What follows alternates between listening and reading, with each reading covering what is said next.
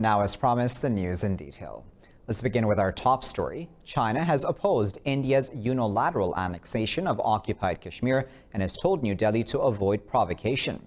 The message was delivered by Foreign Minister Wang Yi and Vice President Wang Qishan in separate meetings with India's Foreign Minister S. Jaishankar.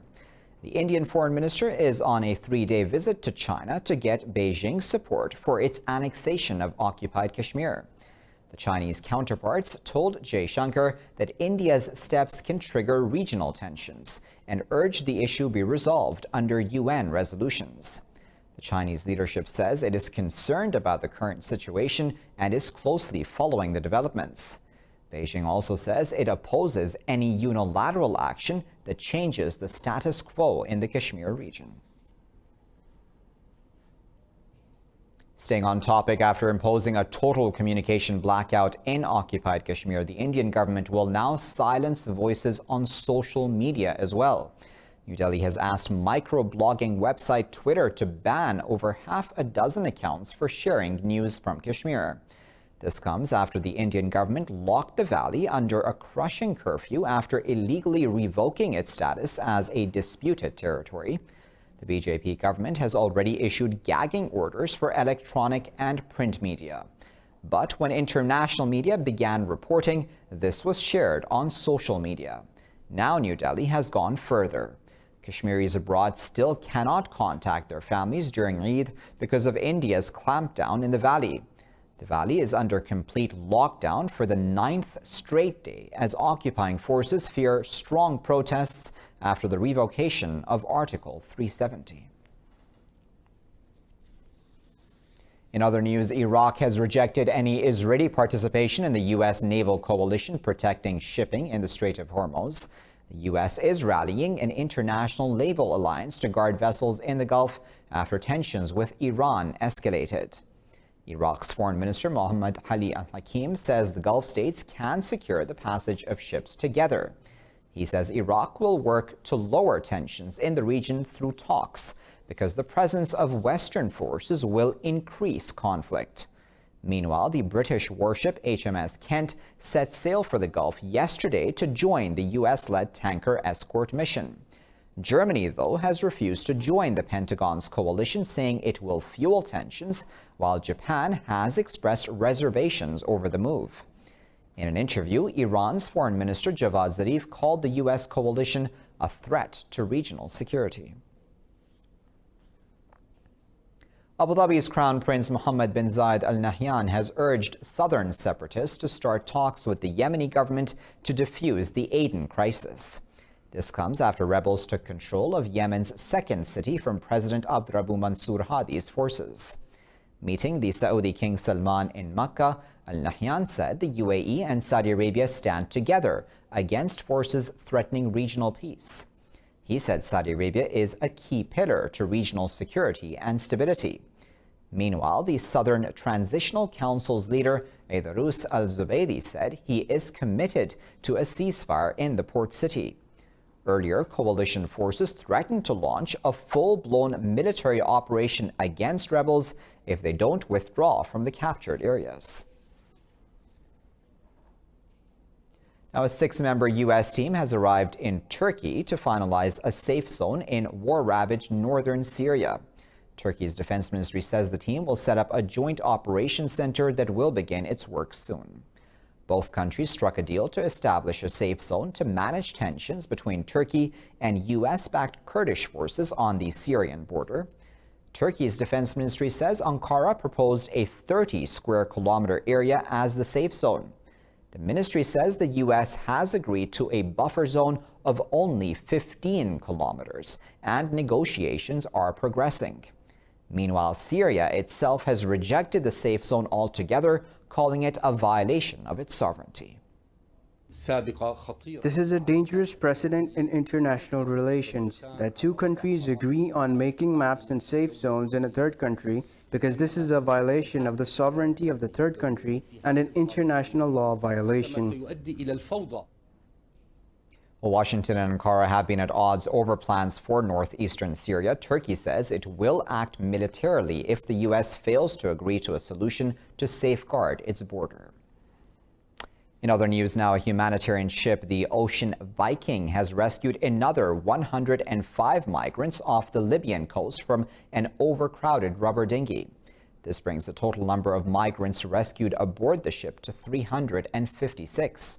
The French charities SOS Mediterranea and MSF have rescued migrants, mostly belonging to Sudan, including 29 minors.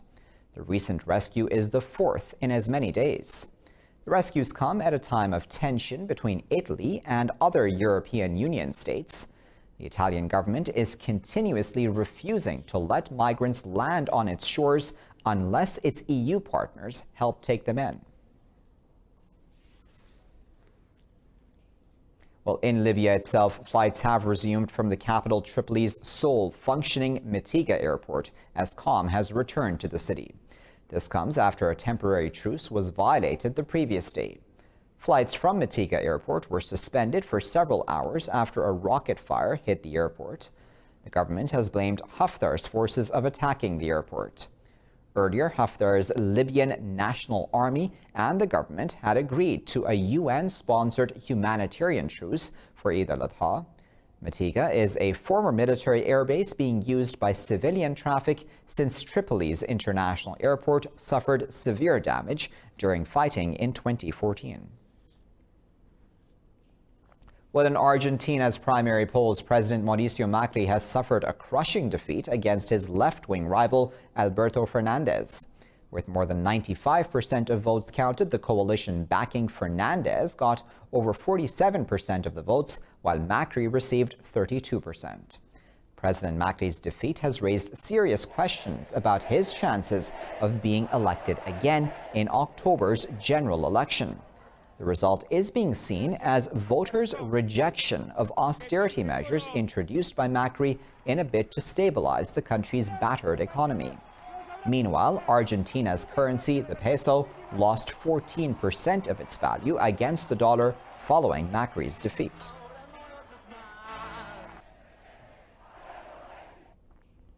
Well, as protests in Hong Kong enter the 10th consecutive weekend, police have arrested 149 people accused of taking part in illegal assemblies and committing violent acts. At a press conference, Hong Kong police officials say 15 protesters have been arrested in Causeway Bay. They accuse protesters of hurling petrol bombs at police, causing injuries to police officers. Earlier, all passenger flights were cancelled after more than 5,000 protesters flooded the city's airport to denounce police violence. The abrupt shutdown of the airport came as the Chinese government signaled linking the protests to terrorism. Meanwhile, Hong Kong's carrier, Cathay Pacific, has warned its staff that they could be fired for supporting the illegal protests. The United States says it will deny citizenship to migrants who use public benefits. The Action Director of the U.S. Citizenship and Immigration Service, Ken Cuccinelli, says those already in the country will not be able to obtain green cards. The Trump administration's decision aims to deny permanent residency to migrants who receive food stamps, Medicaid, and other public welfare. Our rule generally prevents aliens who are likely to become a public charge from coming to the United States or remaining here and getting a green card. Public charge is now defined in a way that ensures the law is meaningfully enforced and that those who are subject to it are self-sufficient.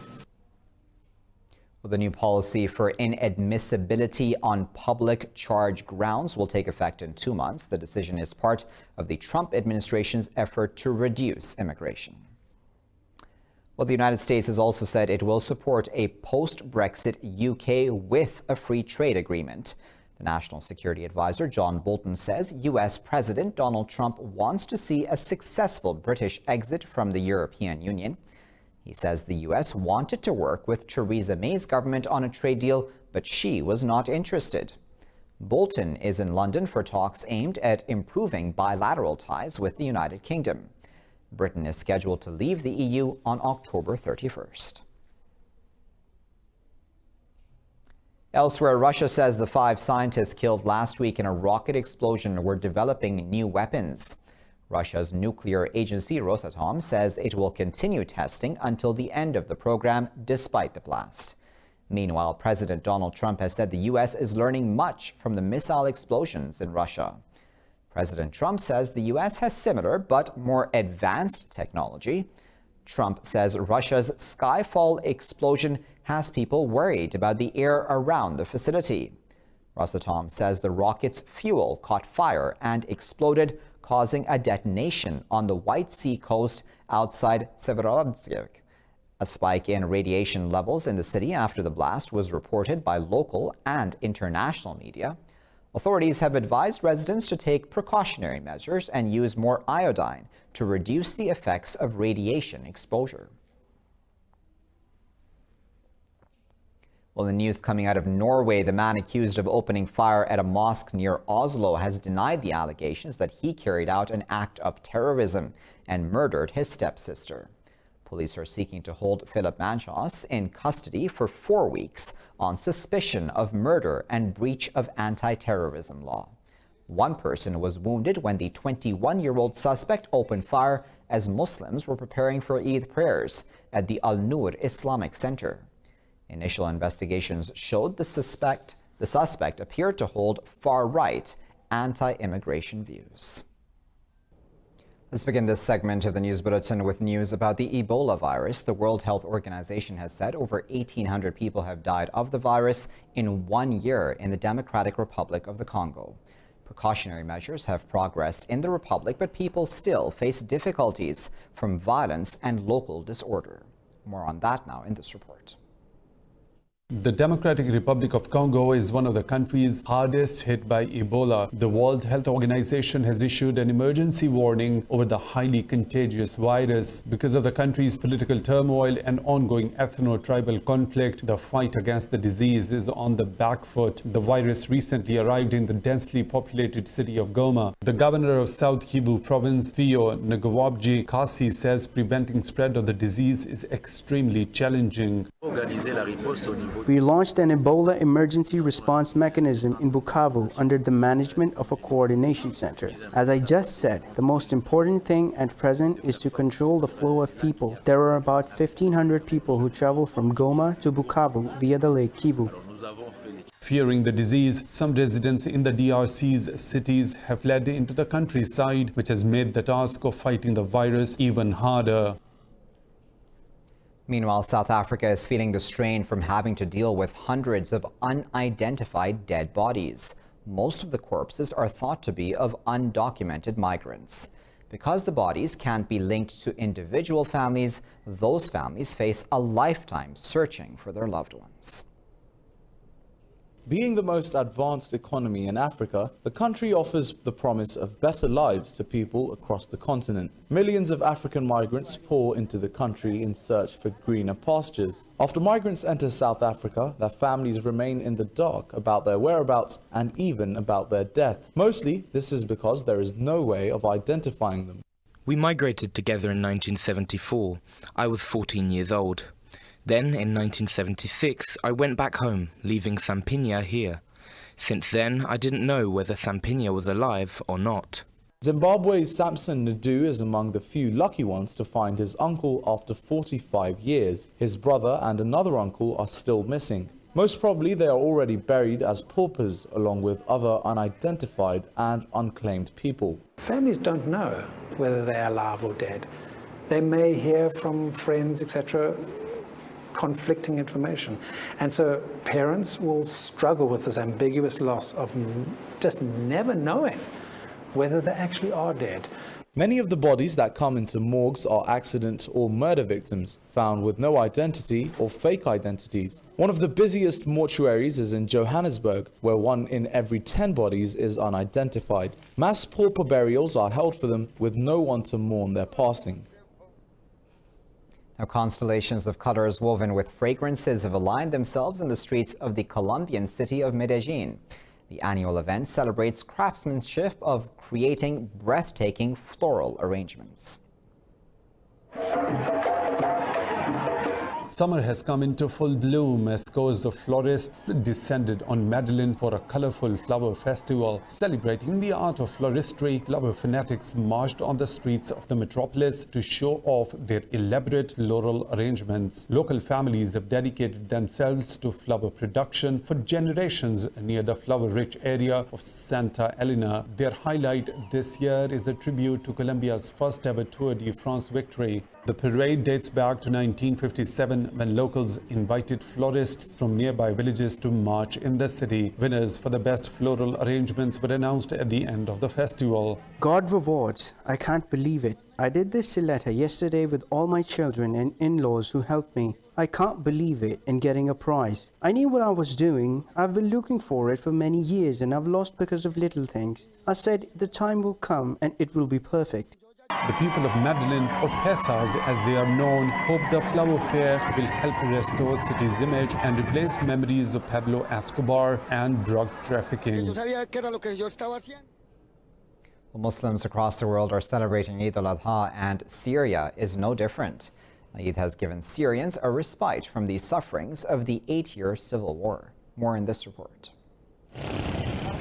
The civil war has claimed thousands of lives and forced many to migrate. But on this Eid, Syrians have put the terrors of war to one side. In the rebel-held province of Idlib, there is the chattering of children in a park. They are enjoying a seesaw, Ferris wheels and swings, ignoring the hostility in the area. Even though the war has destroyed the northwestern part of the country, there is still business activity in the area.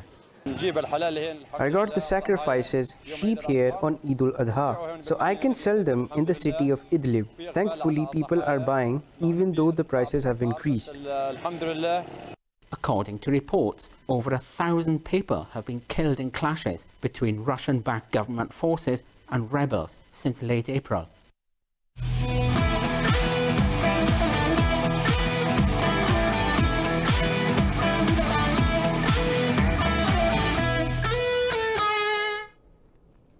France's Richard Gasquet has defeated Britain's Andy Murray in the opening round of the Cincinnati Masters in the U.S.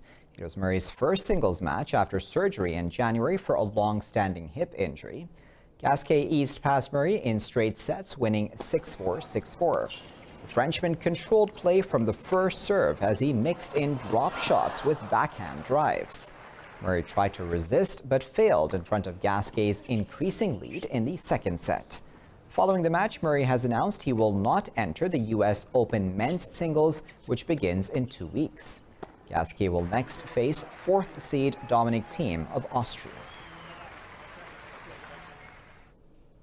Bundesliga champions Bayern Munich have defeated Energie Cottbus in the first round of the match of the DFB Pokal Cup in Germany. Bayern took a comfortable 3-1 victory over Cottbus. Star striker Robert Lewandowski opened his season's account with a close-range finish in the 32nd minute. Forward Kingsley Coman and midfielder Leon Goretzka each added to Bayern's tally in the second half. Cottbus midfielder Berkan Taz pulled back a consolation goal in the dying minutes of the game. The second round draw will take place this weekend. Let's stay with soccer. The Netherlands' most capped player, Wesley Sneijder, has announced his retirement from international football. He played a record 134 matches in his 17-year-long career. Following his departure, Sneijder has signed a business deal with Eredivisie side Utrecht. The Dutchman started his career in Ajax's youth academy. He won the UEFA Champions League with the Italian club Inter Milan. The appearance record holder for the Netherlands has been without a club since his contract with Al Gharafa expired last month.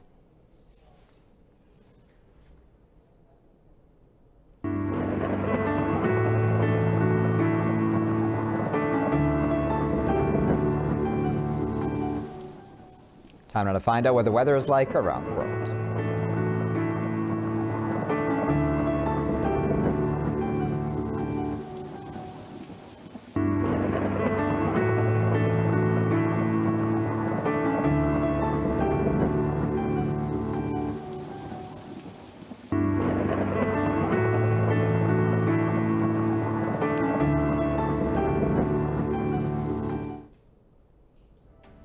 with that, you're all caught up. Thanks for watching this bulletin here at Indus.